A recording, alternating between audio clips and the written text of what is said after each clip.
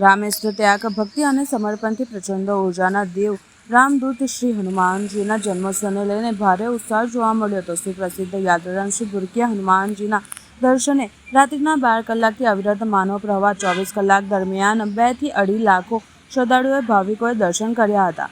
1 લાખ જેટલા શ્રદ્ધાળુઓ ભાવિકો બપોરનો મહાપ્રસાદે એક પગથિયે લાભ શકે તેવી વ્યવસ્થા કરવામાં આવી હતી. અમરેલીથી ભૂરખિયા તરફ, દામનગરથી ભૂરખિયા તરફ એમ દરેક દિશાઓથી આવતા રસ્તામાં લાખો પદયાત્રીઓનો અવિરત પ્રવાહ શ્રદ્ધા અને ભક્તિ સુગમ સહયોગ જોવા મળ્યો હતો.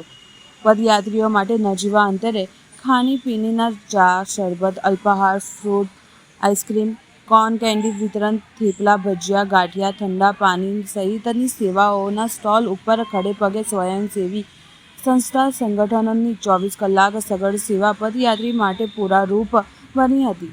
શ્રી ભૂરખિયા હનુમાનજી મંદિર ટ્રસ્ટ, પ્રશાસન અને પોલીસ હોમગાર્ડ સતત ખડેપગે 46 ડિગ્રી તાપમાન પર સેવાતર જોવા મળ્યા હતા.